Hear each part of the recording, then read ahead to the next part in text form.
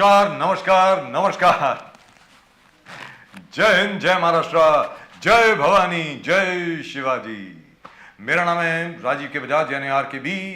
आप हैं nation now पर और नेशन नाउ पर ही हूं मैं एडवोकेट प्रदीप नंबियार जी के साथ। और हम दोनों हैं कहां पर? नेशन नाउ पर। नेशन नाउ कहां है? आपके साथ, हमेशा आपके साथ। प्रदीप जी, वंदे मातरम। बिल्कुल sir, Vande Mataram sir, Vande Mataram. So the Prime Minister is coming again tomorrow. That's wonderful. Fantastic. I mean, that shows his commitment to Mumbai. Exactly. Let's be very clear. Whatever the Prime Minister has committed to Mumbai, he has fulfilled. You already have 7 major infrastructure projects which are going on in full swing here in Maharashtra. In Mumbai. Maharashtra में तो कोई 56 के करीब हैं. Full transformation sir, absolute transformation of Maharashtra and Mumbai. लेकिन प्रदीप जी, सबसे बड़ी बात क्या है? मेरे लिए बड़ी खुशी की बात है कि 2 और नए प्रोजेक्ट कल अनाउंस करने वाले। Exactly. Which is absolutely fantastic. And now, one connecting all the tourist spots right till Sholapur. Yes. I mean, you can't ask for a better thing where tourism, spiritual tourism is concerned. Right. It's absolutely amazing. Absolutely amazing. At the moment, I think we have the BJP spokesperson with us. Rani Dwivedi ji is with us. Rani Dwivedi ji, namaskar. Can you hear me, ma'am? Namaskar, namaskar. Absolutely.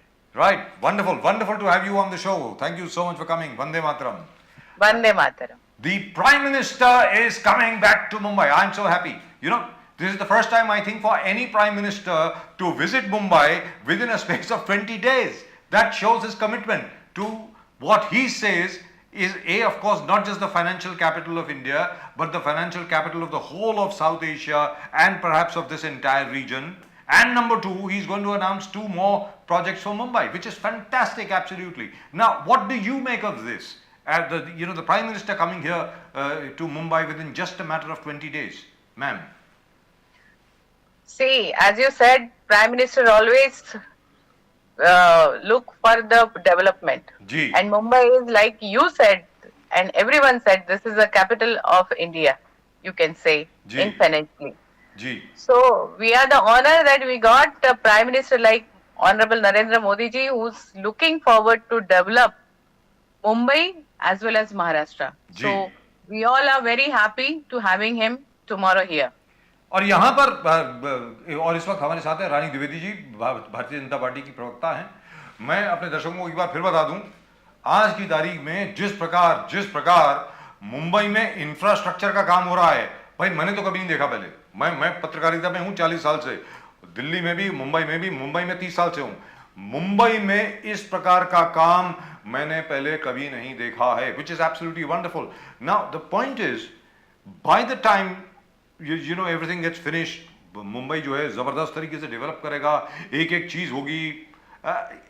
Do you think this will have a major impact? इसका काफी प्रभाव पड़ने वाला है Bharatiya Janata party के चुनावी chances को लेकर के, क्योंकि BMC के चुनाव बहुत जल्दी अनाउंस होने वाले हैं। क्या इसका प्रभाव BMC के चुनाव पर पड़ेगा, मैम?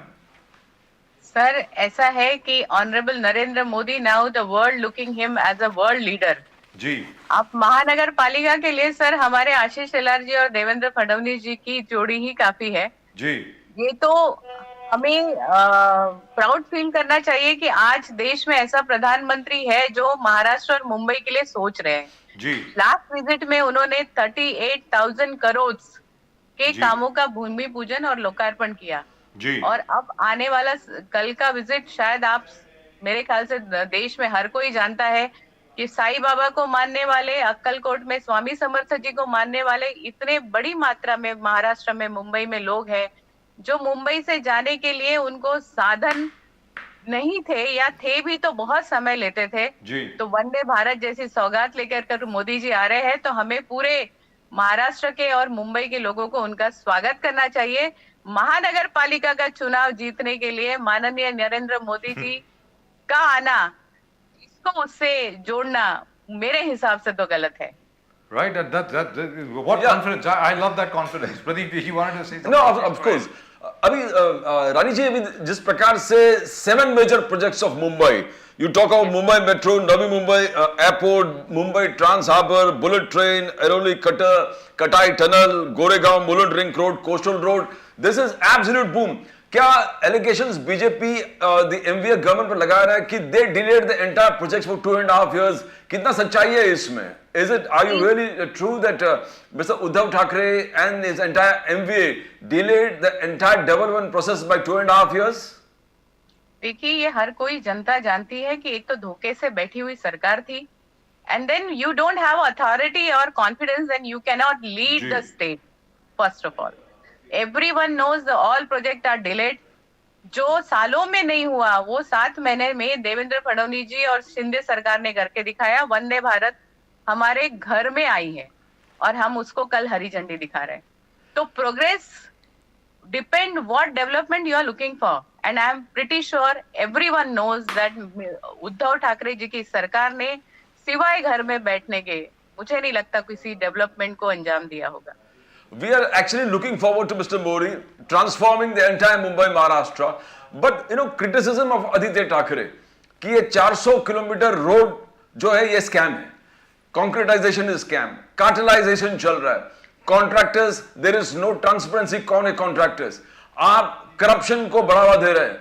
400 किलोमीटर कैसे इतने कम समय में हो सकता है? फिर एनवायरमेंट इज कंसर्न, बोले एसटीपी दिसंबर 2022 को तैयार होने वाला था, it has got delayed. Desalination plant कभी आने वाला है, कुछ भरोसा नहीं. एकनाथ शिंदे, उनका कहना है कि एकनाथ शिंदे जी जो एयर प्यूरिफाइंग टावर्स लगा रहे हैं, बोले कि मैं एनवायरमेंट मिनिस्टर था, अगर मेरे फाइल ही पढ़ते तो एनवायरमेंट को ठीक करने के लिए हमने क्या क्या काम सोच के रखे थे वो पढ़ लिया तो it will be a great thing. How do you see the criticism of Aditya Thackeray, because he is on a regular hand right from Davos visit to environment, to concretization of roads. So he's been absolutely a criticizer of this particular government of Eknath Shinde and Dev Fadnavis. आप इस चीज को लोगों को कैसे convince करेंगे कि गलती वहां पर थी, यहां पर नहीं? There's no delay over here. ये आदित्य ठाकरे जी का बालिशपना जो है ना वो पूरा महाराष्ट्र देख रहा है. आप गद्दी पे थे, आपके पिता मुख्यमंत्री थे, आप एक कैबिनेट मिनिस्टर बने, और अगर आप आज ये कह रहे कि मैं कर लेता तो उस वक्त किसी ने हाथ तो उनके नहीं रोके थे कि नहीं करे.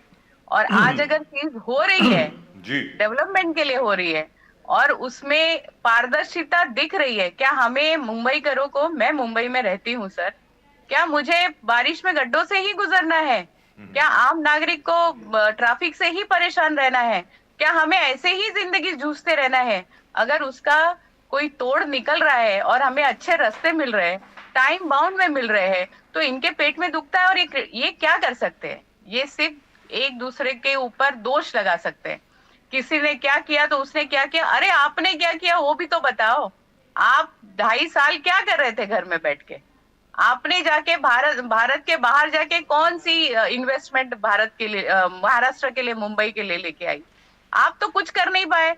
जो कर रहे हैं वो भी भारत का इतना बड़ा नेता माननीय पंतप्रधान नरेंद्र मोदी जी मुंबई के लिए 2-2 बार आकर सौगात दे रहे हैं, मुंबई कर की फिक्र कर रहे हैं.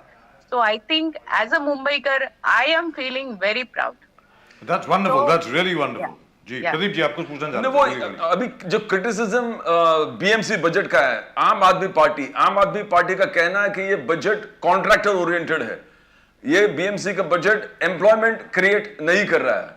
ये बीएमसी का बजट में एजुकेशन फंड्स बजट आपने बहुत कम कर दिया है. ये बीएमसी का बजट में आपने स्पोर्ट्स के लिए कोई फैसिलिटी नहीं रखा है. पूरे स्पोर्ट्स का बजट 50 लाख है. तो कैसे?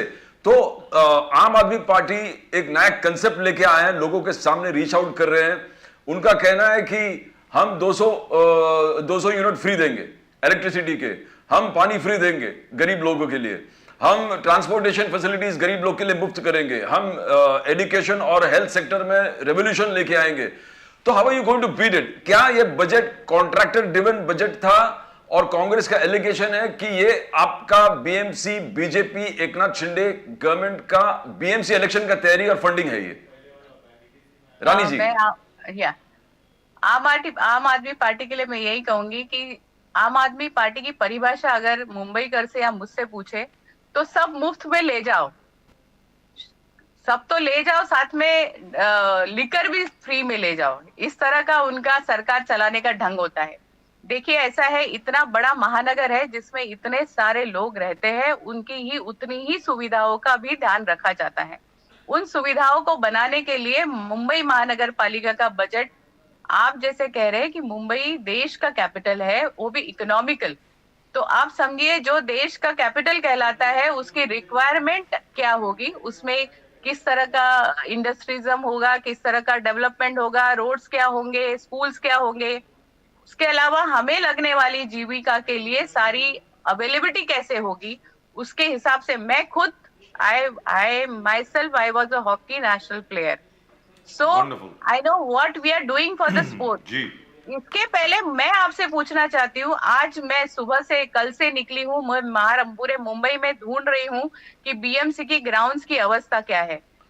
मुंबई के जितने भी बीएमसी के और माडा के ग्राउंड है, अगर आप देखेंगे तो भारतीय जनता पार्टी के लोक प्रतिनिधियों ने डेवलप किए हुए आपको दिखेंगे। मुंबई महानगर पालिका मेंटेनेंस के नाम पे किस तरह से आज तक चीटिंग कर रही थी स्पोर्ट्स में, ये किसी को बताने की जरूरत नहीं है सर। ऐसे ऐसे ग्राउंड है जहां पे एक अच्छा नागरिक, एक मेरे जैसी महिला कभी वॉक करने भी नहीं जा सकती, इतने बदतर हालत में उन्होंने रखा है। बजट चाहिए या बजट होना चाहिए, लेकिन मेंटेनेंस के पार्ट का जी। क्या होगा, इसके तरफ कौन देखेगा। सो आई थिंक ये सब आम आदमी पार्टी का हर स्टेट में होता है कि फ्री ले जाओ, फ्री ले जाओ, तो एक दिन देश बिक जाएगा साहब, फ्री ले जाओ में। Rani तो- ji, I am so happy to hear this, that you were a hockey player yourself, that you were in the national team. Really wonderful. Which position did you play? Just to ask. Yeah. I was a center half, sir. Wonderful. I am a student of- Wow. Yeah, Sports Really Authority of wonderful. India की student रही हूँ, और क्या बात आज है भी साहब। मैं देवेंद्र फडणवीस जी के लीडरशिप में महाराष्ट्र में स्पोर्ट्स को डेवलप कर रही हूँ। फैंटास्टिक। And लेकिन I यहाँ am पर very- जो मैम जो सवाल यहाँ पर प्रदीप जी ने पूछा, उस पर मैं चाहूंगा कि आप जरा उस पर जरा गौर फरमाएं।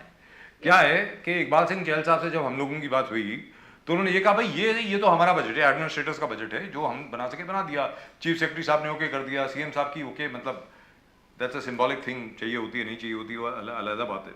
लेकिन उन्होंने ये कहा कि जब भी इलेक्टेड हाउस बनेगा, जो भी पावर में आएंगे, इसमें जो बदलाव करना चाहते हैं, संशोधन करना चाहते हैं, जरूर कर दें।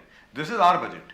The problem is over here, sports को लेकर के हम लोग हमेशा पीछे रहते हैं। मुंबई में शुरू से देखा है, specially with regard to the BMC में 50 लाख का बजट जो मैम, वो तो एक स्कूल का होता है आज की तारीख में। एक स्पोर्ट के लिए, एक स्टेडियम की मेंटेनेंस में भी आपको मालूम है कितने लगते हैं। You been a hockey player yourself, you know how much it costs to maintain that artificial surface on which hockey is played, how much it costs just to maintain that stadium and that infrastructure. So that's the question that we are asking you. मान लीजिए Bharatiya Janata party की majority आती है, जैसा कि अभी लग रहा है आप लोग काम कर रहे हैं, बहुमत आप लोगों का अगर आता है, तो इसमें स्पोर्ट्स की और स्कूल्स की एलोकेशन और medical health care and medicine and hospitals, उसकी क्या एलोकेशन आप बढ़ाने वाले हैं?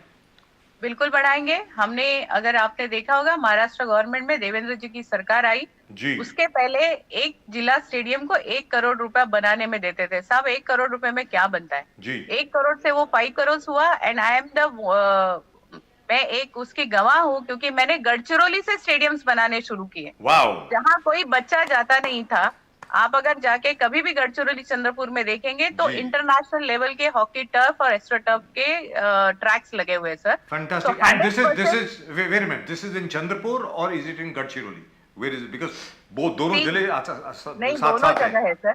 आप गढ़चिरौली में भी जाइए आपको मिलेगा, आप चंद्रपुर में जाइए मिलेगा, बल्लारशाह में जाइए मिलेगा। You will get the biggest sainik school in Ballarshah, जो ऑनरेबल सुधीर मुनगट्टीवार जी ने जी, बनवाई है। जी, जी। And I am the person who was the team member for develop that sports in Fantastic. Arena.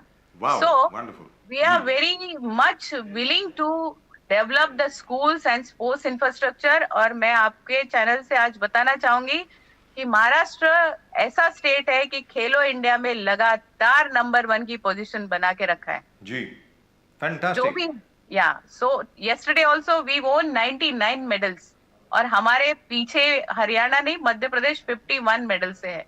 So you can see the we have the talent, we are willing to, we are committed to give them everything whatever they required. Right, but the only thing is that the Mumbai Hockey Association, earlier the Bombay Hockey Association, has always been claiming that they have not been able to get the funds even to maintain their stadium. वो कहते हैं यार वो Wankhede stadium को देखो और हमारे stadium को देखो, दोनों बिल्कुल साथ साथ हैं. तो उसके बारे में I hope you will do something. But to come back to soon you will be see the new turf on that stadium. Fantastic, I hope so, because वो पुरानी टर्फ है. अभी गया था मैं वहीं पे, 10 दिन पहले मैं वहीं पर था. वो आपने देखा होगा कॉर्नर से बिल्कुल फट गई है. वो हालत उसमें क्रैक्स पड़ गए हैं. You can't really play on that, and players might get injured if they actually play on that. But the question that arises here, that's a very important question. आपने कहा आम आदमी पार्टी की आपने जो परिभाषा दी है वो ये है कि सब कुछ मुफ्त में ले जाओ.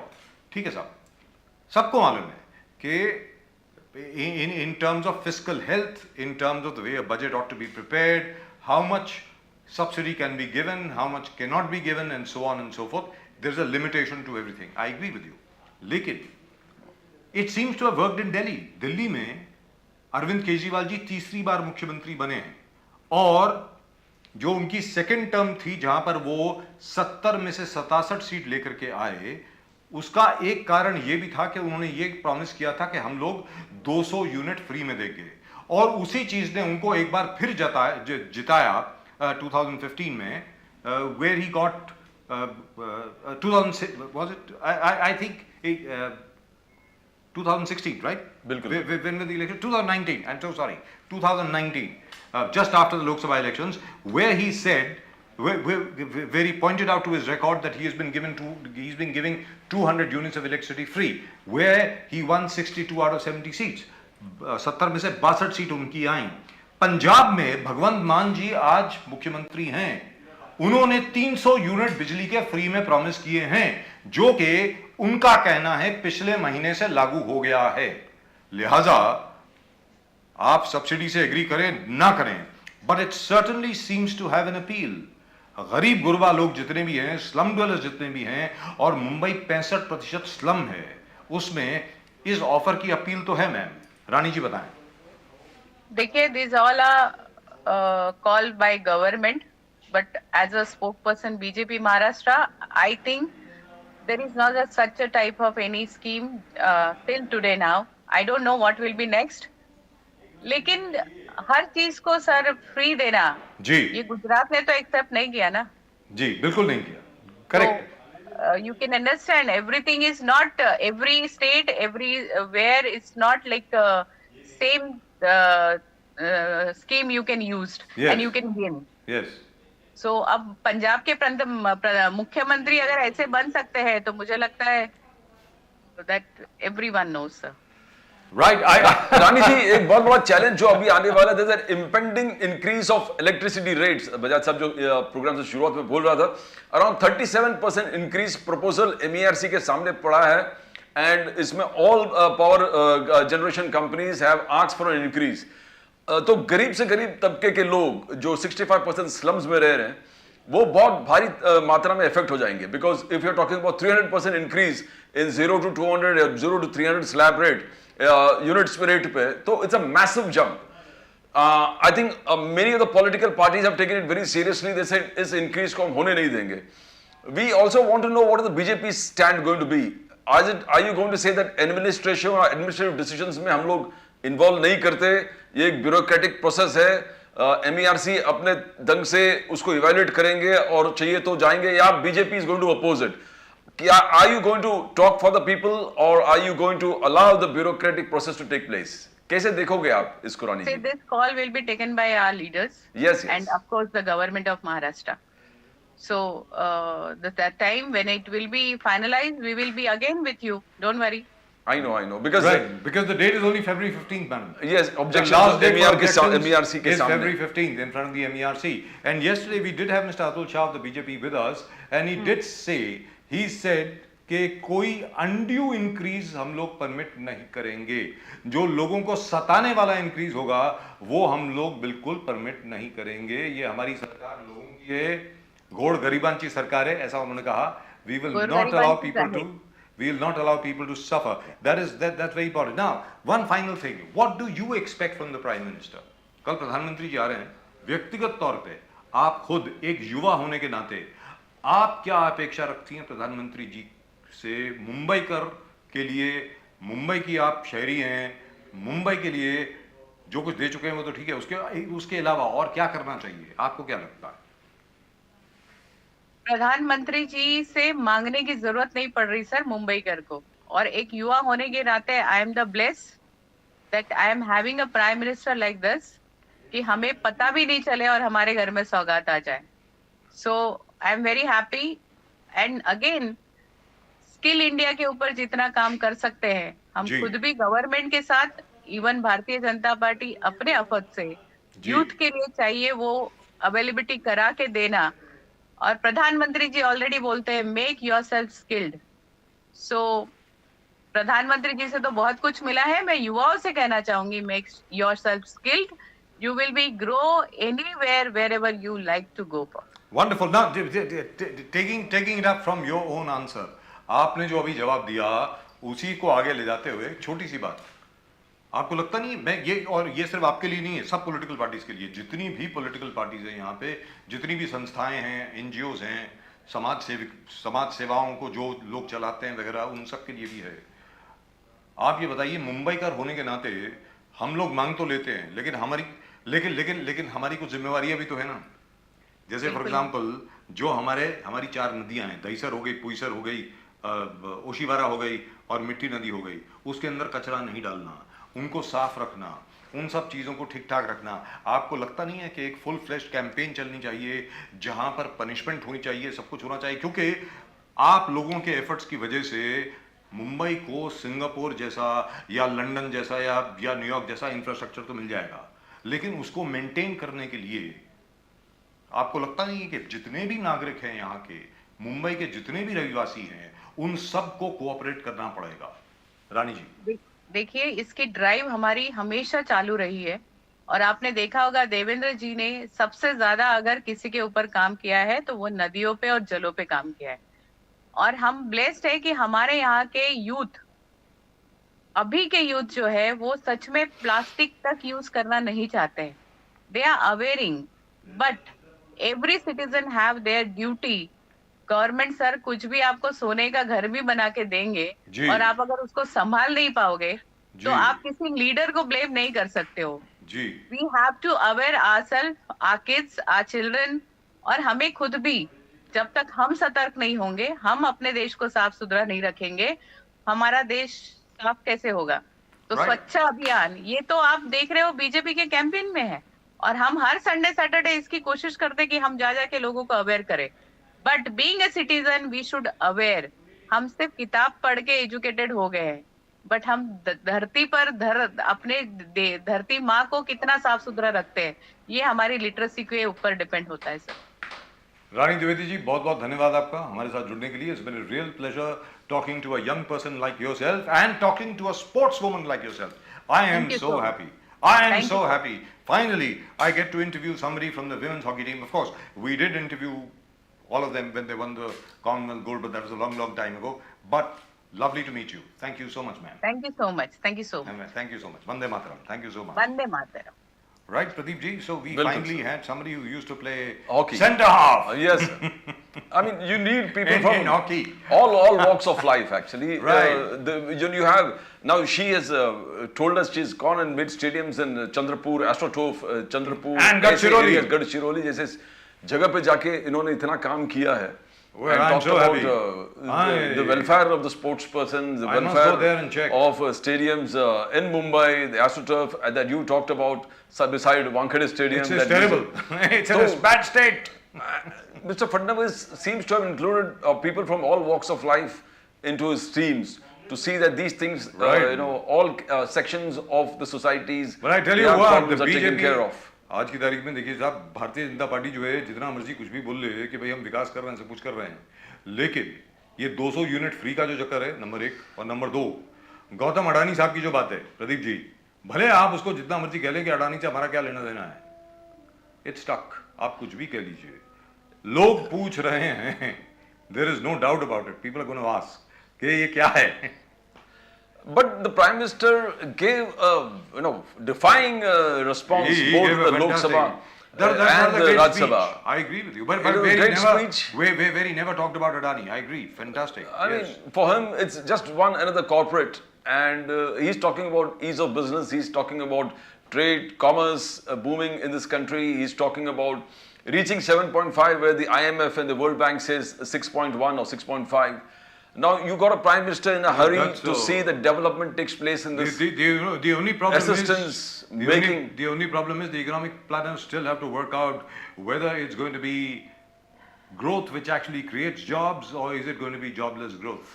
As Rahul Gandhi says that हमारे जो मुद्दे हैं हमने unemployment के बात किए, हमने price rise के बात किए, inflation बारे के में बात कोई जवाब नहीं किए. I didn't get a proper response. Right, I tell you what, I think we have the Congress spokesperson with us. Let's ask her. भावना जैन जी इस वक्त हमारे साथ हैं कांग्रेस से. नमस्कार भावना जी. नमस्कार नमस्कार नमस्कार. बहुत बहुत शुक्रिया आपका भावना जी, आप हमारे साथ जुड़ी इसके लिए thank you so much. Real pleasure having you on the show ma'am. Rahul Gandhi ji ने ये कहा कि भाई ठीक है IMF हो गया, वर्ल्ड बैंक हो गया, उन्होंने तो कह दिया India is the only bright spot in the entire world in terms of economy. लेकिन उन्होंने एक बड़ी पते की बात जो कही है वो ये कही है कि ये जो हमारा ग्रोथ रेट है, हिंदुस्तान का जो ग्रोथ रेट है, that seems to be jobless growth rate, कि उसमें नौकरियां नहीं है लेकिन ग्रोथ हो रही है. और वहां सामने से जवाब मिला नहीं. आपको क्या लगता है कि कांग्रेस को क्या करना चाहिए और आगे कांग्रेस क्या करेगी कि जवाब आने शुरू हो जाए? भावना जी. देखिए, हमारे पास इस समय जो एक ही ऑल्टरनेटिव रह गया है जो कि जनता के पास जनता की आवाज लेकर जाने का. राहुल जी ने 4000 किलोमीटर देश की यात्रा करी है. कन्याकुमारी से लेकर कश्मीर तक युवाओं की, महिलाओं की, देश के किसानों की, मजदूरों की, आम नागरिक की बात उन्होंने संसद तक पहुंचाई. ये राहुल जी जो बोल रहे थे, ये पिछले 150 दिन की उनकी जो तपस्या, उन्होंने लोगों के बीच रहकर लोगों की जो आवाज सुनी है, उस आवाज को राहुल गांधी जी ने संसद में उठाया. वो आवाज थी जो हमारे देश की आज के मुद्दे हैं. वो मुद्दे हैं महंगाई का, जो कि आज सिलेंडर के दाम 1000 रुपए से ऊपर पहुंच चुका है. पेट्रोल और डीजल के दाम दुनिया में सबसे कम होने के बावजूद भारत में आम नागरिक को इसमें कोई सुविधा नहीं मिल रही है. बिल्कुल कटौती नहीं हुई है पेट्रोल और डीजल के दाम की. 100 के पार है पेट्रोल और डीजल के दाम.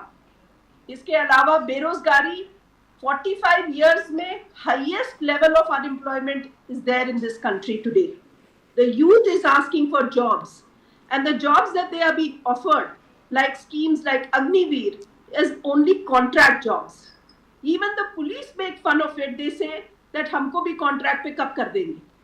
जब फौज को कॉन्ट्रैक्ट पे रख दिया तो पुलिस की बारी अगली होगी. तो जो ज्वलंत मुद्दे हैं इस देश के, उनको प्रधानमंत्री जी ने उसका कोई जवाब नहीं दिया. और हम ये लड़ाई लगातार लड़ते रहेंगे, आवाज को उठाते रहेंगे, चाहे उसका जवाब मिले या ना मिले, जवाब हम उसको मांगते रहेंगे. Now over here, ma'am, the fact remains that we do have a problem in terms of employment. However, the government's answer usually is, you look at the amount of money which has been paid for Manrega, for Narega, for all the other schemes that there are, which clearly shows that people are getting employed. Number two, they also point to the huge infrastructure projects, big ticket infrastructure projects, which are going on all over the country. Now they say, if there is a project going on, there are also jobs. So this criticism, they say, is somewhat unfair, that there are no jobs. Vandana, Well, please. it's government's own data that is answering this question. The 45-year high that this country is experiencing is unemployment is visible amongst the youth in this country. And no matter what, the government can keep denying it. प्रधानमंत्री ने तो शब्द unemployment की बात ही नहीं की, jobs की, नौकरियों की बात ही नहीं की. अपने पूरे भाषण में उन्होंने कहीं महंगाई और बेरोजगारी की बात ही नहीं की. वो सिर्फ अपनी स्कीम गिनाते रहे कि उन्होंने ये स्कीम दी या वो स्कीम दी. पर जो मुद्दा था कि देश के कुछ चुनिंदा लोगों के पास 1% of this country is controlling 40% of this nation's wealth. वो उस सवाल का जवाब मोदी जी ने नहीं दिया parliament. Right, Pradeep ji. No, we want to ask you, Rahul Gandhi ji ne ekdam jabardast yatra was very successful. It was fantastic. He, infused energy within the 20% vote share across the country, which the Congress already has. It has. All you need to was to energize the entire Congress rank and file, and they were energized. Rahul Gandhi asked the right questions in the parliament. Where are the jobs? What about unemployment? What about inflation? And there was no answer. He told you're going to double the farmers' income. What has happened? There was no answer. But the answer Mr. Modi gave, that is PM Kisan में हमने 11 crore families को लाभ पहुंचाया. Houses we have built 3 crore houses. Free gas connections to 9 crore people. Toilets to 11 crore people, families. Ayushman to 2 crore. That was his answer. Now here we have Rahul Gandhi ji जो बोल रहे हैं हम हर गली में, हर गली, हर गांव, हर शहर में बनाएंगे प्यार और मोहब्बत के दुकान, नफरत को मिटाएंगे. And here you have a prime minister who gives you figures. He says we have given 80 crore people free ration. How do you beat it? And he said ये जो लोग मैंने घर बांधे हैं, जिनको राशन फ्री दिया है, उनको गैस कनेक्शन दिया है, उनको घर बनाए, क्या are they going to listen to your allegations? He says no, they are not going to listen to Rahul Gandhi's allegations. They are not going to listen to the Congress allegations, because I have personally given them in their accounts, through their accounts, built toilets for them, done all these things for them. So how are you going to do? And 83 crore people are going to get free food. Free food. So how do you see this, madam? I feel that Pradhan Mantri ji is saying that he has given 80 crore people food during COVID.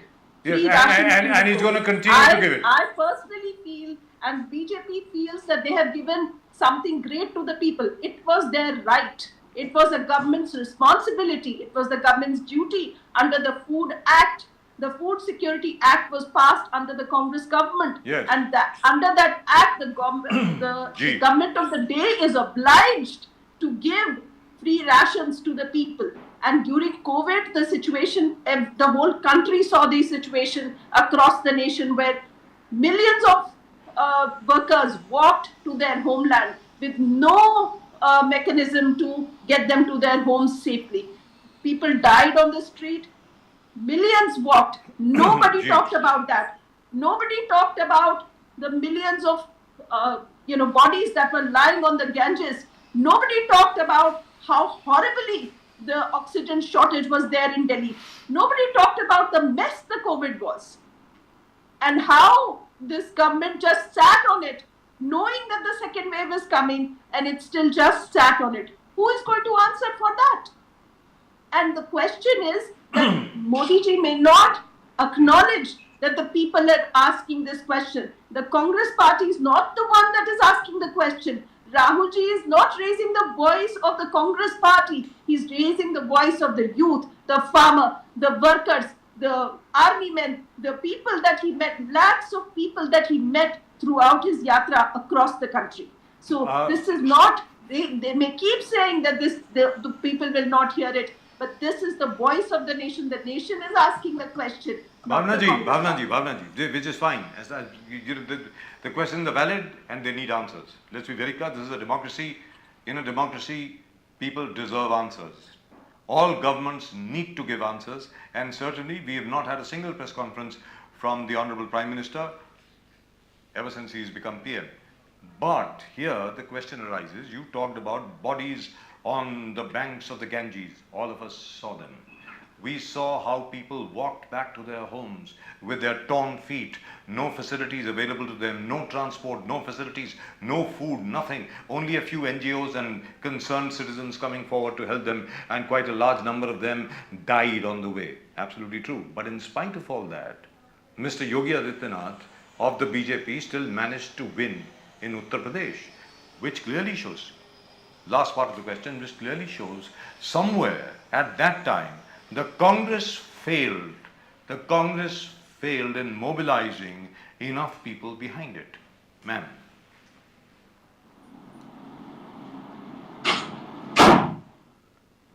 I did not get that question. The question is, in spite of all that happened in the first wave of COVID, in spite of the bodies on the Ganges, in spite of people walking all the way back home without any facilities from the government, people still voted for the BJP in Uttar Pradesh. Why did that happen? Well, the elections are not the only reflection of what the state of the country is. Yes, the BJP has won the UP election. Yes. And that there is, we bow down to the wish of the people, but that does not stop us as the opposition, as the primary opposition, from raising the people's concerns and issues. And I feel that the day is not far when the people will see and walk away from the politics of hate that the BJP is trying to propagate across this country. So which means, in effect, what you're really saying is that Mr. Rahul Gandhi has more or less succeeded, because there's a background to it. The background is very simple. और ये मैं अपने दर्शकों को बहुत बार पहले भी बता चुका हूं. The background is very simple. वो कॉन्टेक्स्ट बहुत सिंपल है. आज तक ये देखा गया है, जब भी किसी राजनेता ने यात्रा करी है, उसके बाद या तो वो प्रधानमंत्री बना है या वो मुख्यमंत्री बना है, चुनाव हमेशा जीते हैं. Do you think the Bharat Jodo Yatra will bring the Congress back to power and make Mr. Rahul Gandhi Prime Minister of India in 2024? Vandana ji. See, my thought is very clear on this, and the Congress party stand has been very clear. This yatra was not undertaken with a political motive. Right. Actually, people have joined with this yatra who do not even are supporters of the Congress. People have supported the idea that the yatra brought to India. The yatra was meant to the Bharat Jodo was the message, to move away from this divisive and hate-filled narrative that is going on across the country, where we are harming this nation, harming the idea of India, we are killing the idea of India. That is what Bharat Jodo Yatra was meant to do. It was supposed to highlight the plight of, from price rise, from unemployment, and unite India and spread the message of love. And it was not with the intention of, highlighting any one particular leader. Rahulji said this himself several times in practically every single press conference that he took. He highlighted it very, very clearly that we are a political party and we will do politics, but the yatra was not meant for that. Yatra was done not for the Congress party. Yatra was not done for Rahul Gandhi. Yatra was done for this nation. Balaji, now let us. The BJP says that the Congress has to answer on four counts.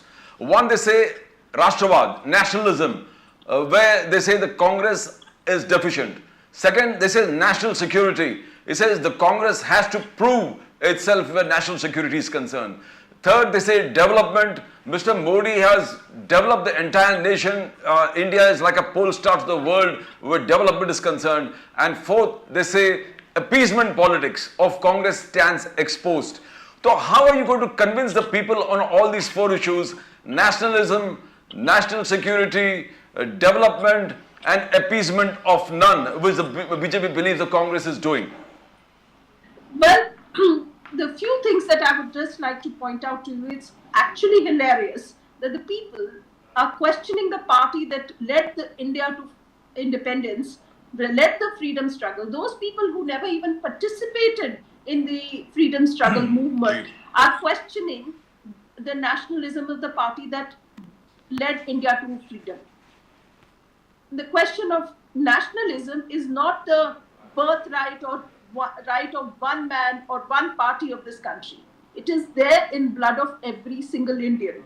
And the last thing that people from the RSS and the BJP can question, who did not even fly the Tiranga on their national headquarters till recently, till about 10-15 years back, they should not ask the question of nationalism to the Congress party. Right. The question of development, I think that in the growth rate and where India stands today, Modi ji got an India that was built and that was among the leading nations of the world when he became Prime Minister in 2014. The Congress, India was well recognized amongst the leading nations of the world. Even Dr. Manmohan Singh and the former Prime Ministers of this country have made India to where it is today. In the last 9 years, I feel India's reputation has actually fallen. The world is looking at our democracy with a question mark. This was never the case, until now, that people are questioning whether we have truly freedom of press, whether there is this hate-filled politics in India. This is being viewed across the world with question marks. And our own people are defending it, and they call anybody. India is a healthy democracy. In a healthy democracy, the opposition should have voices. Their voices should not be crushed by using the institutions like ED and CBI to crush their voice. And the media here today in India's media ask questions not of the government, but ask questions of the opposition, which is a ridiculous thing that is happening in this country. That is very strange, by the way. That, by the way, is very strange. I've been a journalist for a long, long time.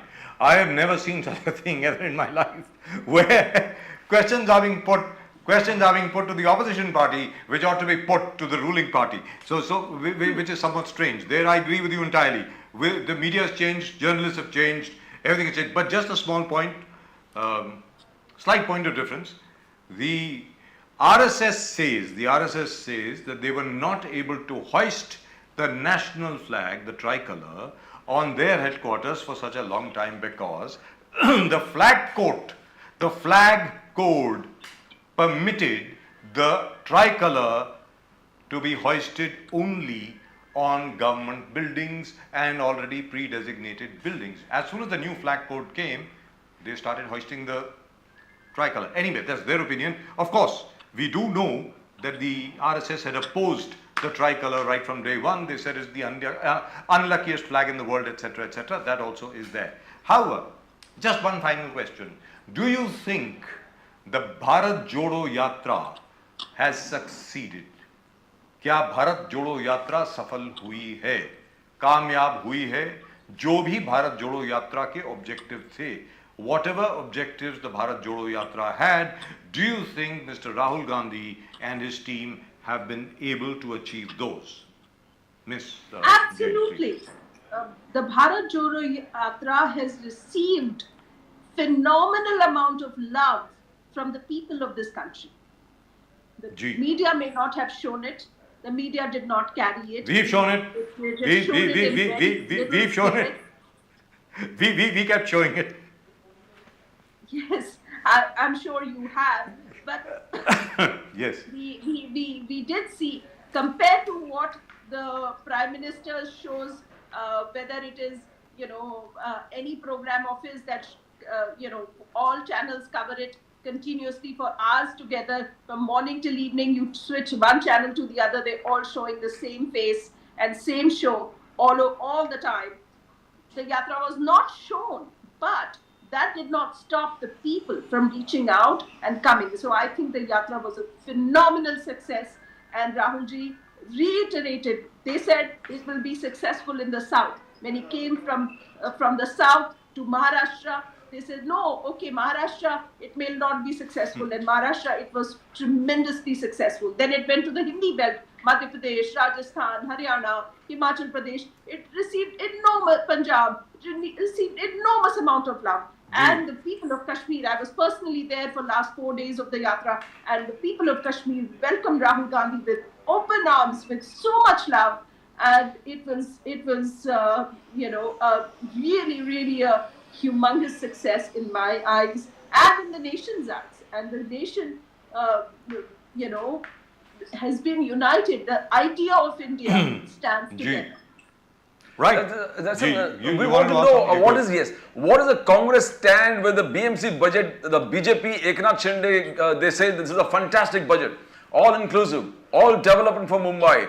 You've got everything in line for Mumbai. Mumbai is going to be transformed, and we have never seen a budget like this. And they've got plans where BMC is concerned, where education is concerned. They've got plans for everything. How do you see it? Because most of the people have been blaming that this budget is a contractor's budget. How do you see it, Bhavna ji? I see that there is no people's involvement in this budget. You know, forever the elected representatives of the people were able to give their inputs into the budget. The civil society was able to give their input into the budget, and that has not happened at all. So, you know, it is a one-sided budget. Their idea of what they are imposing, it is not a budget which is taken from the people.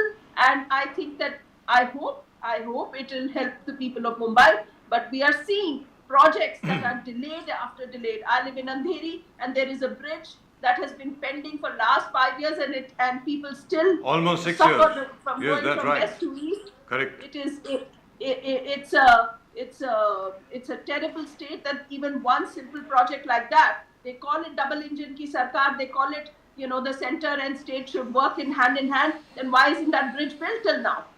And All they people of needed to do Mumbai was are to give it to having the army. suffer. I agree with you. I've seen that bridge. One has to take a huge detour The just Tilak to be able to Bridge. get to places. Yes, it's absolutely terrible. What was actually just 6 months' work or 3 months' work has actually taken over 5.5 years. It's almost the 6th year right now, which is Exactly, absolutely terrible. exactly. No, it's Yeah, so pathetic. More than anything else, it's a pathetic. state of affairs. It's absolutely pathetic. And so far, Pradeep ji, Ms. Jain is absolutely right. Till now, Bhavana Jain ji ne jaise kaha, till now, we have not received any explanation at all as to why that has been delayed. Earlier, we were told it will be ready in 3 months. Now, rightfully speaking, what they could have done is, they could have just given it to the sappers. That is, they could have given it to the Army Corps of Engineers, and they would have built it for you. Exactly what they did with the Elphinstone Bridge. The Elphinstone Bridge was built, ready, and handed over within a period of 4 months. They could have done the same here. God knows why they didn't. Maybe it has to do with escalation of costs. Maybe it has to do with adding of bills and so on and so forth. But a real pleasure talking to you, Bhavna ji. Thank you so much for coming on the show. A real pleasure. Thank you. Hope to have your company Thank you again. so much for having me. I appreciate it. Thank Hope you to have so your much. company in future. Thank you so much. Namaskar Bye-bye. and Vande Mataram. Thank you so much. Vande Mataram. Now, Jai Hind. Jai Maharashtra, Jai Hind. Now this is really lovely. I tell you what, as far as the Congress is concerned, you know, Pradeep ji, it's all very well to say that Rahul Gandhi जी की जो भारत यात्रा थी वो election के हेतु नहीं थी. अरे भैया आप पॉलिटिकल पार्टी हो यार, आपका काम चुनाव जीतना है. But it You're was not an successful. NGO. It was successful. I mean, a Congress that was lying dormant, the political, workers of Congress was waiting for some things to be happening. Something really happened. It regenerated them. It all got them energized. They all came together, joined the yatra. Even if they call political or non-political, Congress has gained from this. Yes, they've woken up. At least the workers have woken up. Rank and file have gained. Even though I see Mr. Sachin Pilot and Mr. Ashok Gehlot still at it. Yes. अभी भी बिल्कुल वैसी लड़ाई चल रही है उनकी. But, there is but no unity it there. mobilized, it brought them together. They're now, as many of them, Bhavna ji says, hum bhi gaye the Kashmir mein. You had your friend Mr. Sapra going there. Everybody went and everybody joined. Probably first time the entire Congress and rank and file from across the country, they all came together, moved along with Rahul Gandhi. Let's not forget what Modi ji said on that. Modi ji साहब ने कहा हाँ. कि भाई 11 साल पहले मैं भी गया था. Correct. कोई टेंशन नहीं है. बिल्कुल. But for the Congress, it was something that was needed this particular time. लेकिन प्रदीप जी एक चीज तो ठीक है, एक चीज तो माननी पड़ेगी कांग्रेस को. भले भारत जोड़ो यात्रा बड़ी सफल हुई हो, मैं मानता हूं ये. क्यों? ऐसी यात्रा की जरूरत थी. कांग्रेस को जगाने के लिए, चेताने के लिए कि आज भी एक गांधी है जो आपके लिए 4000 किलोमीटर चल रहा है. ये कांग्रेस को याद दिलाना बहुत जरूरी था. लेकिन अमित शाह जी ने जो कहा, मैं तो भाई उससे 100% बिल्कुल टोटली एग्रीमेंट में हूं. जो कहा बिल्कुल ठीक कहा. क्या कि आर्टिकल 370 और 35A हम लोगों ने रिपील किया. उसके बाद लॉ एंड ऑर्डर की जो स्थिति है श्रीनगर में और आसपास कश्मीर में इतनी अच्छी हो गई कि आप इतना भव्य प्रोग्राम कर पाए श्रीनगर में. वेरी फ्रेंकली, क्योंकि जब कांग्रेस की सरकार थी या नॉन बीजेपी सरकार थी, आर्टिकल 370 जब था, हमें याद है 1993 की बात है, हमारे आदरणीय डॉक्टर मुरली मनोहर जोशी गए थे श्रीनगर झंडा फहराने के लिए. प्रदीप जी आपको याद होगा पीवी नरसिम्हा राव साहब की सरकार थी. उस वक्त आर्मी की प्रोटेक्शन में आसपास सिर्फ आपको फौजी दिख रहे थे. हम सब वहीं थे. अरुण जेटली साहब, वो 2-3 और लोग, हाँ नरेंद्र मोदी जी भी थे वहां पे. मैं आपको बता दूं उसमें और आज की तारीख में इतना फर्क है 30 साल के बाद।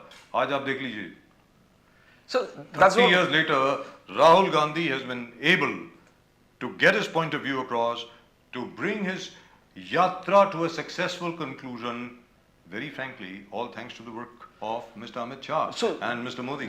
that's what we talk about to all congressmen, where deficiency is concerned, where nationalism is concerned, Rashtravad and national security. You have a deficiency there. You need to prove to the people that yes, we can do this. Because the doubts are within the Congress leaders itself. When Manoj Tiwari writes a Gee. book, when That's right. Manish Tiwari writes a book on Yes. 2611 attack, says the response was muted. Manmohan Singh government could have responded in a better manner. So the big leaders within the Congress are And that asking cost questions. them in 2014. Yes. That cost them in 2014. बिल्कुल। इसमें कोई दो राय नहीं है। Salman सीधी Khurshid- सादी बात है साहब, आप Sa- देखिए ना, हम Yes. बिल्कुल सलमान खुर्शीद He साहब। writes a book on Ayodhya Yes. just before the UP elections and he publicized it. Right. So Yeah. what Or like Mr. Digvijay Singh yes. and Mr. Manishankar Iyer. So the people who are creating problems for the Congress are from within the Congress itself. They are casting भाई, doubts देखिए- on the integrity, the mannerisms and the power with which the Congress can function. They themselves are creating problems, And even now, delusions in the minds and of even the now, people. चलिए हर गांव में, हर कस्बे में, हर district में, हर जिले में, हर राज्य में, पूरे देश में मोहब्बत और प्यार की दुकान होनी चाहिए। बहुत अच्छी बात है साहब, दैट्स अ लवली सेंटिमेंट। मैं मान करके चलता हूँ प्यार की दुकान होनी चाहिए, लेकिन 2-3 इश्यूज के ऊपर राहुल गांधी जी को बिल्कुल स्पष्ट तरीके से बात करनी होगी। फॉर एग्जाम्पल, जैसे हमने जब भी बात करी है, very frankly we forgot to put that question across to Bhavna Jain ji, maybe when she reappears or maybe when we have another person from the Congress, we'll ask again, कि आम आदमी पार्टी का जो 200 यूनिट फ्री की बात है, वो भले ही आप उसमें मजाक उड़ा लें, कुछ भी कर लें, but that has a huge appeal, Pradeep. It's a relevant question, sir. They're saying that we मैं will आपको do फिर it. बोल रहा हूँ, गुजरात की बात अलग है। Yes, yes. गुजरात में वैसे भी इलेक्ट्रिसिटी की सब्सिडी इतनी ज्यादा है कि 200 यूनिट तकरीबन फ्री मिलता है वहां No, वो तो Very frankly. BJP was saying the same thing. हम तो दे ही रहे हैं. Correct. तो क्या? What is the add-on? क्योंकि उसमें नई बात क्या है? Yes. लेकिन बॉम्बे में नहीं है। Yes, वो मुंबई में नहीं है मुंबई साहब। में नहीं है। जहां पर नहीं है, वहां पर this will have a huge appeal. And right Absolutely. now, right now, I think we have the gentleman from the Aam Aadmi Party, Dr. Sanjay Baparkar, with us. Sanjay साहब, नमस्कार। नमस्कार सर, नमस्कार। नमस्कार, वेलकम बैक सर। कैसे हैं sir आप? Thank you sir, मैं ठीक हूँ। आप कैसे हो? बहुत बढ़िया। अरे भाई, कल आप लोगों ने जबरदस्त प्रेस कॉन्फ्रेंस करी, हम लोगों ने दिखाया भी उसको, तो तकरीबन 1000 करोड़ या 2000 करोड़ रुपए लूट लिए गए। अब मेरा ये कहना है, ये पैसे वापस कैसे आएंगे, ये बताओ। ये बस सबसे बड़ा सवाल जो बनता है, वो ये नहीं बनता कि पैसे लूट लिए गए, पैसे लूटे गए। अब आप ये बताइए कि हम लोग क्या करें कि ये पैसे वापस स्टेट के पास आ जाएं। We must get this money back. Sir बताएं। Thank you sir. आपने हमारी जो मांग है, हमारी प्रेस कॉन्फ्रेंस, उसको हमने अपने सही तरीके से लोगों तक पहुंचाने की कोशिश की जी। देखिए, जो MMRD है, वो उनका चीफ जो होता है वो नगर विकास मंत्री होता है जी। फिलहाल देवेंद्र जी फडणवीस उनके चीफ है। उनका जन्मदिन है, आपने बहुत अच्छा बर्थडे गिफ्ट दिया उनको। एकनाथ शिंदे। जी, ये एकनाथ शिंदे साहब। हाँ हाँ हाँ ठीक है जी, एकनाथ शिंदे, सर, सॉरी देखिए एकनाथ कि- शिंदे साहब जी। शिंदे साहब का बर्थडे आज। उनको तो correct। जन्मदिन की ढेर सारी शुभकामनाएं। जी लेकिन जो MMRDA में जो घोटाला चल रहा है, वो सर काफी दिनों से चल रहा है। जी अभी हमारे टीम ने जो तहकीकात की और उन्होंने जो फिगर्स जी और जो फैक्ट बताए, जी तो इनके लिए मुझे ऐसा लगता है कि आप जैसे रिपोर्टर, पत्रकार लोग, ये लोग इश्यू ये उठा के जी आम जनता तक पहुंचना चाहिए। क्योंकि हमारी जो मुंबई प्रेसिडेंट और national coordinator, national committee member हमारी जो प्रीति शर्मा मेनन मैडम, इन्होंने पूरी तहकीकात की है और जड़ तक जाके इसकी जब इंफॉर्मेशन जब निकाली है और आप लोगों के सामने रखी है, तो मुझे ऐसा लगता है कि जो रिपोर्टर है, हमारे जो पत्रकार है, लोकशाही का जो चौथा स्तंभ है, उन्होंने उसकी दखल अंदाजी करनी चाहिए। और ये जो सालों साल जो एमएमआरडी में जो घपला चल रहा है, ये जो स्कैम चल रहा है, वो लोगों के सामने लाना जरूरी है, क्योंकि एमएमआरडी के जो कमिश्नर होते हैं वो जो गवर्नमेंट के सीएम है, गवर्नमेंट के जो लोग हैं उनके अंडर काम करते हैं।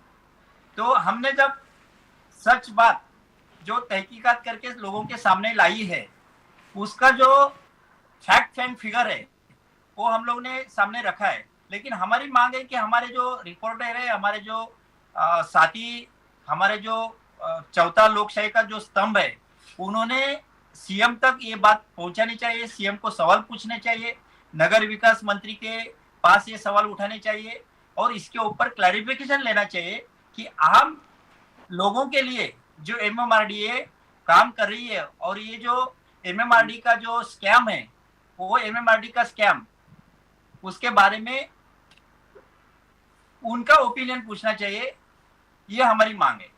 जी, लेकिन यहां पर आप ये बताएं सर, संजय जी, हाँ बोलिए। यहाँ पर ये बताएं कि हमारे पास जितने भी अभी तक लोग आए हैं, जिन हर एक से हम लोग ने बात करी है,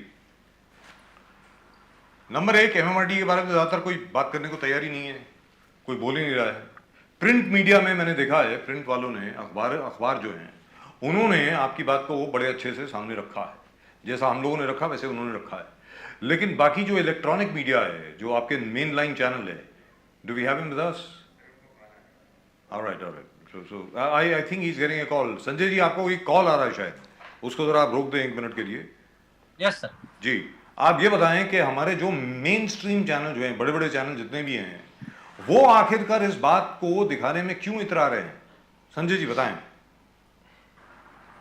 हाँ, यही तो मैं बताने की कोशिश कर रहा था जी कि ये जो मेन स्ट्रीम जो मीडिया है जी, वो पूरा मैनेज किया हुआ है जी। और मेन स्ट्रीम मीडिया में हमारी जो न्यूज है वो आती नहीं है जी मेन स्ट्रीम मीडिया जो गवर्नमेंट चाहती है वही बताता है। जी अभी गवर्नमेंट जो बोलेगी वो मीडिया बोलता है।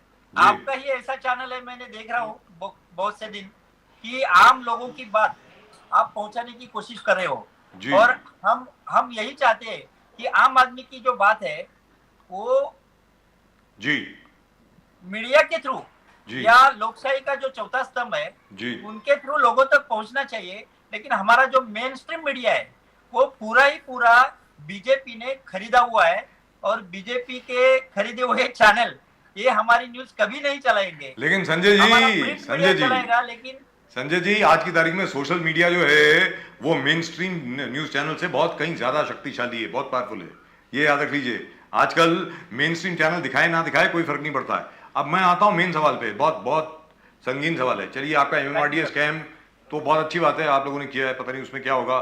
मैं खुद, प्रदीप जी इसके बारे में क्या सोचते हैं वो खुद ही आपको बताएंगे, लेकिन मैं खुद बड़ा खुश होऊंगा अगर पैसे वापस लेने की बात हो। पैसे वापस लेने का बात मतलब यह है कि जितने अफसर उसमें इन्वॉल्व हैं, जितने पॉलिटिशियन इसमें इन्वॉल्व हैं, जिन जिन लोगों को वहां पे फायदा पहुंचा है उन सबको पकड़ा जाए, उनके एसेट्स को फ्रीज किया जाए, बेचा जाए और पैसा वापस दिया जाए सरकार को, क्योंकि ये सरकार का पैसा है जो उनके पास गया है। लेकिन यहां पर जितने भी प्रवक्ता आए हैं यहाँ पे, बड़े बड़े पार्टीज के, भारतीय जनता पार्टी हो, कांग्रेस हो, एनसीपी हो, जो भी हो, जब भी उनसे बात करते हैं कि भाई आम आदमी पार्टी जो है वो 200 यूनिट मुफ्त में दे रही है बिजली के, तो जवाब सामने यह आता है कि आम आदमी पार्टी का तो काम ही यही है, हर चीज मुफ्त में दे दो। हिट एंड रन वाले लोग हैं, प्रॉमिस करते हैं फिर भाग जाते हैं, और फिर उसके बाद जब उनको पॉइंट आउट किया जाता है कि भाई पंजाब में और दिल्ली में तो दे रहे हैं, तो फिर यह सवाल आता है सामने, जवाब यह आता है कि गुजरात में तो उसका कोई फर्क नहीं पड़ा, गुजरात में करके देख लिया, वही मुंबई में होने वाला है। संजय जी, आप बताएं।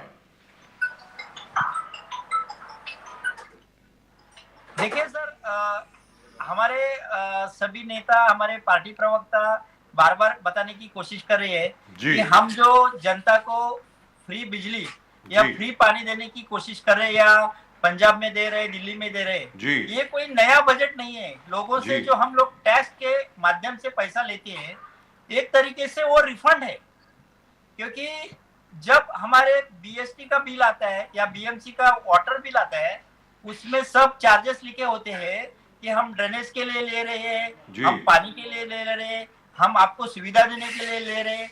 ये सब 1 2 1 2 1 2 ऐसे पॉइंट लिखे रहते हैं। जी तो ये जो है कि जो लोगों से टैक्स लेते हैं उनका ये रिफंड है और ये कोई रेवड़ी नहीं है, ये लोगों का जो भुगतान है उसका मुआवजा है।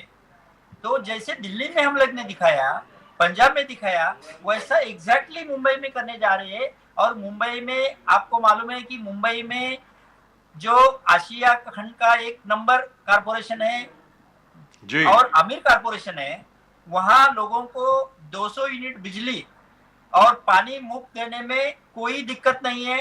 हमारे कारपोरेशन का बहुत सारा फंड जो रिजर्व है हम लोग ने फिक्स डिपॉजिट में रखा है और कारपोरेशन में सालाना इनकम टैक्स का इनकम जो है वो आता है, 2 गुना होता है, 3 गुना होता है। और लोगों को जो रिफंड है वो देने के लिए हम लोग ये कोशिश कर रहे हैं कि जो 200 यूनिट बिजली है और जो पानी है वो हम लोग मुफ्त देंगे। हमारी जो शिक्षा का स्तर है वो हम लोग बेहतर करेंगे और हम लोगों को अच्छे सड़कें देंगे।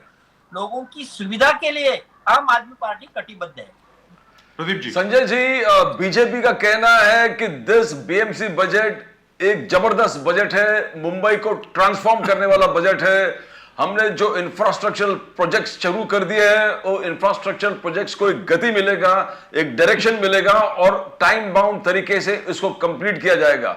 बट आम आदमी पार्टी का कहना है कि ये कॉन्ट्रैक्टर के लिए बजट है, ये एम्प्लॉयमेंट क्रिएट नहीं कर रहा है, ये एजुकेशन सेक्टर को कम बजट अलॉट कर दिया गया है। स्पोर्ट्स के लिए तो आपका कहना है कि बिल्कुल नहीं है, सिर्फ 50 लाख का बजट है स्पोर्ट्स, कौन सा स्पोर्ट्स का आप प्रोत्साहन करोगे, स्पोर्ट्स को कैसे आगे बढ़ाओगे? तो इसको निगेट कर, हम तो देख ही रहे, कल प्रधानमंत्री जी भी आ रहे हैं और वंदे भारत ट्रेन का कल उद्घाटन भी करने वाला, मुंबई शिरडी, मुंबई शोलापुर।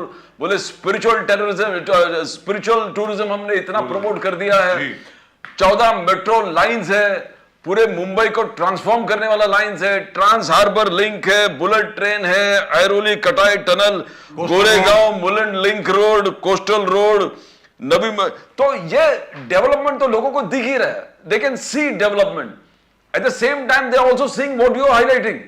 आप ये हाईलाइट कर रहे हो, आम आदमी पार्टी ये हाईलाइट कर रहे हो, डेवलपमेंट है मगर रिलीफ एंड रिहेबिलिटेशन नहीं है।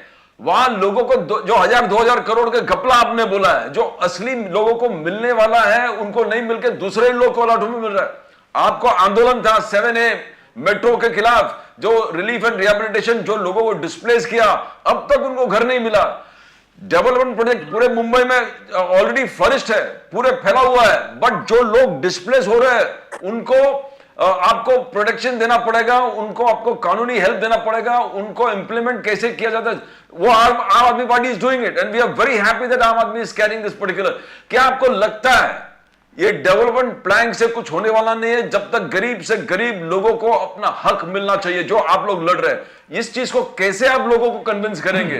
बीजेपी कहना है कि डेवलपमेंट है, लोगों को फोकट चीज से कुछ मतलब नहीं है। How are you going to say, doctor साहब? एब्सोल्युटली राइट एडवोकेट साहब, कि हम लोग आम आदमी के बारे में सोचते हैं और एग्जैक्टली बीजेपी जो है वो कारपोरेट के बारे में सोचते हैं। वो कारपोरेट को आगे बढ़ावा दे रही है और आम आदमी पार्टी का लक्ष्य है कि आम आदमी पार्टी का विकास हो। जी देखिए, अगर समझो बुलेट ट्रेन आता है या और कोई सुविधा आती है तो उससे आम आदमी का भला है क्या? हम लोग चाहते हैं कि आम आदमी पार्टी को जो मूलभूत सुविधा है, जैसे कि उनको बिजली चाहिए, उनको पानी चाहिए, उनको अच्छी सड़क चाहिए, उनको अच्छे हॉस्पिटल चाहिए, उनके बच्चों को अच्छी शिक्षा के लिए अच्छे स्कूल चाहिए। वो जो हमारे नेता माननीय अरविंद जी केजरीवाल, उनका जो सपना है कि आम आदमी पार्टी का विकास हो, वो एजेंडा लेके आम आदमी पार्टी यहाँ जा रही है जी। और आप देखोगे तो बीजेपी कारपोरेट सेक्टर को जो फायदा है, कारपोरेट सेक्टर को चाहिए, उसको बढ़ावा देने का काम करिए। तो हमारा मूलभूत यही समस्या है कि हम आम आदमी पार्टी के लिए काम करना चाहते हैं और आम आदमी पार्टी का जो विकास है, आम आदमी पार्टी की सुविधा है, उसके ऊपर ज्यादा से ज्यादा ध्यान देने की हम लोग कोशिश कर रहे हैं। हमारे नेता अरविंद जी केजरीवाल, हमारी मुंबई अध्यक्ष प्रीति जी मेनन, उनका जो सपना है कि आम आदमी पार्टी का विकास हो, आम आदमी पार्टी के लिए खुशहाल हो, आम आदमी पार्टी का आम आदमी के लिए जो स्वास्थ्य की सुविधा हो, आम आदमी के लिए जो बच्चे के स्कूल की सुविधा हो, उसके ऊपर हम लोग ध्यान दे रहे हैं और हमारा एजेंडा वो है, उसके तहत हम लोग काम करेंगे। लेकिन यहाँ पे डॉक्टर वापेरकर साहब इस वक्त हमारे साथ हैं, संजय वापेरकर साहब, डॉक्टर साहब हैं आम आदमी पार्टी के। बड़ी खुशी है आपसे बात करके। संजय जी, डॉक्टर साहब ये बताएं कि ये फिर गुजरात में आप लोगों ने विश्लेषण किया होगा, अभी तक आपकी पार्टी ने विश्लेषण किया होगा ना, कि भाई गुजरात में ये काम क्यों नहीं किया। गुजरात में आपकी 5 सीटें आई हैं, वो बाय द वे मेरी समझ में वो बहुत बड़ी सफलता है, 0 से 5, वेरी फ्रैंकली स्पीकिंग। लेकिन फिर भी ये काम नहीं किया, ये 200 यूनिट फ्री, ये स्कूल्स का मुद्दा कि किस तरीके से स्कूल में सुधारीकरण होगा, औरतों के लिए, महिलाओं के लिए ट्रैवल फ्री, सफर जो है वो मुफ्त में, वरिष्ठ नागरिकों के लिए पिलग्रिमेज फ्री, तीर्थ स्थान पे जा सकते हैं, वगैरह वगैरह वगैरह। ये मुद्दा गुजरात में काम में क्यों नहीं आया जितना आना चाहिए था।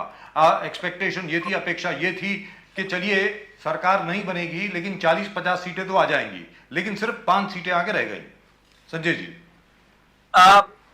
बजाज साहब, ये देखिए कि जब गुजरात चुनाव का जब नजदीक पीरियड आ गया जी, तब हमारे महाराष्ट्र के सभी जो उद्योग है वो गुजरात में भगाए गए जी। और मैंने पहले भी बताया था कि गुजरात जो है वो बिजनेसमैन लॉबी की गुजरात है और वहां अगर महाराष्ट्र के जो उद्योग है वो गुजरात में जाते हैं तो गुजरात के लोगों को ऐसा लगा कि भाई हमारे यहाँ नए नए उद्योग आ रहे हैं, हमारे यहाँ रोजगार की संधि उपलब्ध हो जाएगी और महाराष्ट्र से डायरेक्टली वो जो उद्योग है वो गुजरात में आने के बाद हमारे गुजरात का विकास होगा, ऐसा लोगों को लगा होगा।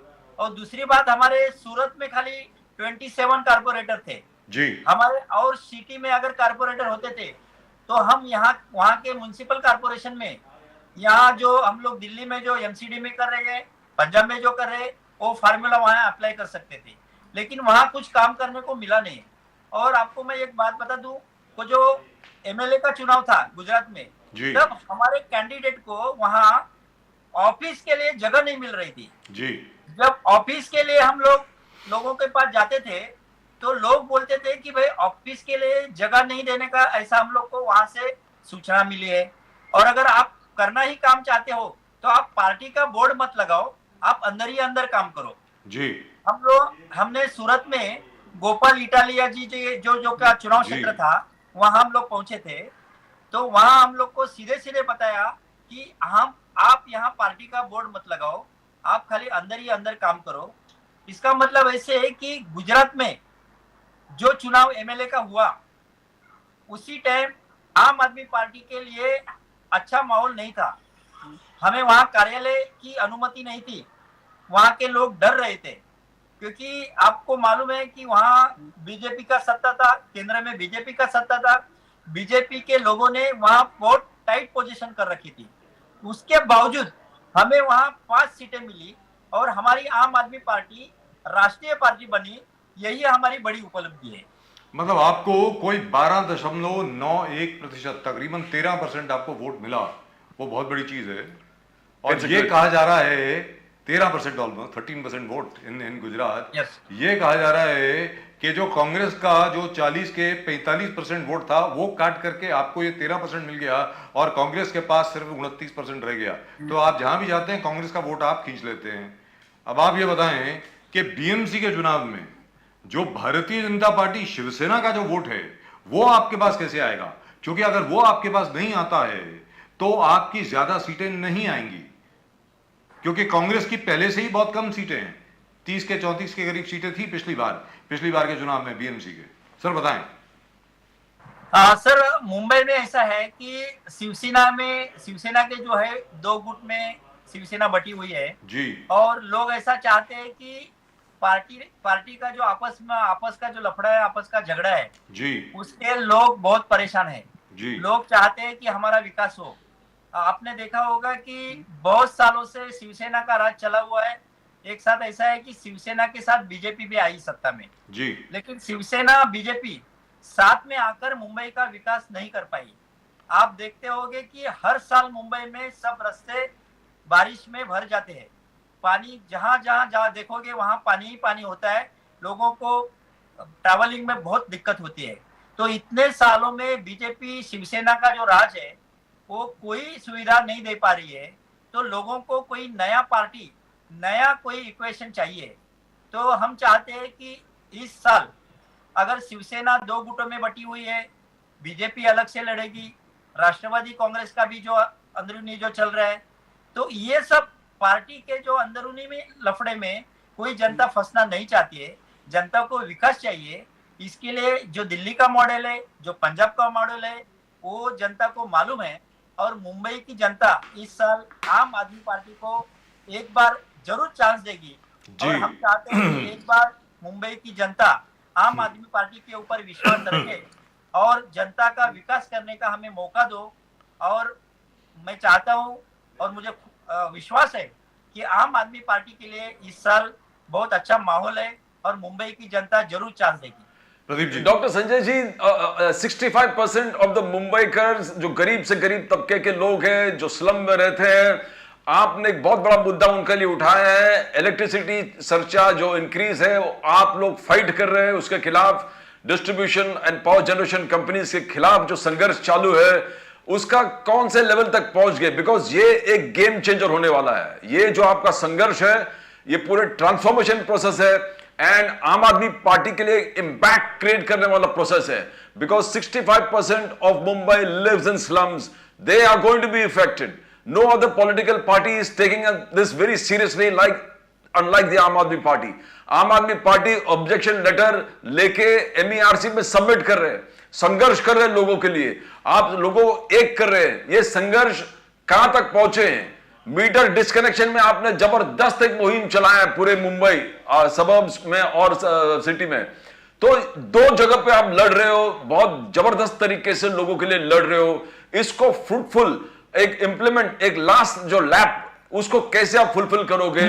क्या समझते को हमको मालूम है कि 65% लोग जो इसमें तरह से अफेक्टेड है वो सचमुच सोचेगा कि आम आदमी पार्टी हमारे लिए खड़े है। इसको कैसे आप ट्रांसफॉर्म करेंगे वोट्स के हिसाब से? Sanjay ji. Absolutely right you sir. हम लोग लोगों से एक निवेदन ले रहे हैं कि ये जो एक्स्ट्रा डिपॉजिट है वो हम नहीं भरेंगे, क्योंकि सर हम लोग सबसे पुराने ग्राहक है। BST का जो हमारे पास मीटर आया तभी हम लोग ने ऑलरेडी डिपॉजिट भरा हुआ है।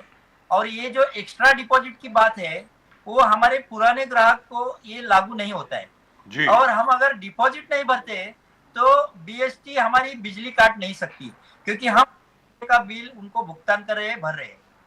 अभी ये बात ऐसी है कि डिपॉजिट के तौर पे कहीं करोड़ों रुपया लोगों से वसूला जा रहा है। और ये जो महाराष्ट्र के डिप्टी CM है, जिनके पास नगर विकास डिपार्टमेंट है जी, वो करोड़ों रुपए का क्या करेंगे वो आपको उनको पूछना चाहिए। लेकिन हम आम आदमी पार्टी, हम आम आदमी तक पहुंच के हम लोग लोगों को बता रहे हैं कि कोई भी एक्स्ट्रा डिपॉजिट नहीं भरेगा। हम लोग लोगों से एक फॉर्म ले रहे हैं, उनका एक निवेदन ले रहे हैं कि हम ये अतिरिक्त डिपॉजिट नहीं भरेंगे। और ये जो निवेदन है वो निवेदन हम लोग BST को सुपुर्द करेंगे। और अगर जरूरत पड़े तो हम लोग कोर्ट में जाएंगे। आम आदमी पार्टी ये आम आदमी के लिए खड़ी रहेगी। और जहां तक आम आदमी पार्टी के हक का सवाल है, हम लोग जरूर उसके लिए कोर्ट में भी जाएंगे और ये लड़ा आखिर तक देने की कोशिश करेंगे। लेकिन यहाँ पे संजय जी आखिरी सवाल ये है कि 37% का जो प्रस्ताव है बिजली के बिल बढ़ाने का, बिजली के रेट बढ़ाने का, उसकी आखिरी तारीख जो है उस पर ऑब्जेक्ट करने की वो 15 तारीख है। वो तो बिल्कुल पास में ही है। आज 9 तारीख होगी, मतलब 6 दिन के बाद एक हफ्ता और है आपके पास।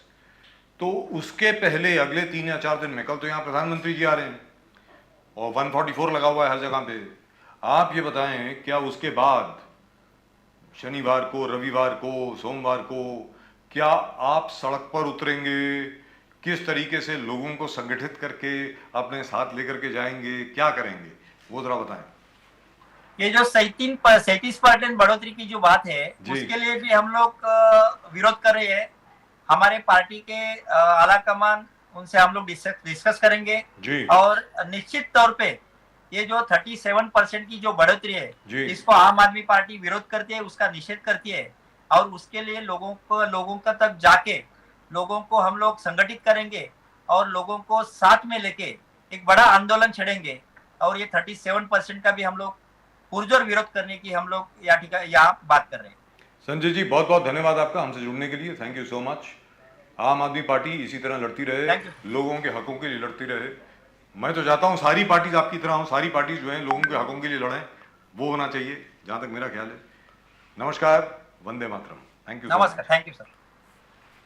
Pradeep ji, Fantastic. I mean, they are doing a fantastic job. I wish all of the parties would do it. Yes, and I hope everything falls in place. for So them. we got two very major things today. Two. Yes. One, I was very impressed with the BJP spokesperson. Yes, yes. Rani Dwivedi ji, she's Correct. actually played hockey. She was the centre half Yes, of the national hockey team, Yes, who yes. has now joined the BJP. Yes. And she herself has been responsible for creating stadiums in Gadchiroli, in Chandrapur, and one other place that she mentioned, where our friend Sudhir Mungatiwar Sahab has created a new Sainik school. Yes. And as she says, whenever you have the time, please take a look. Please Exactly. take a look at that place.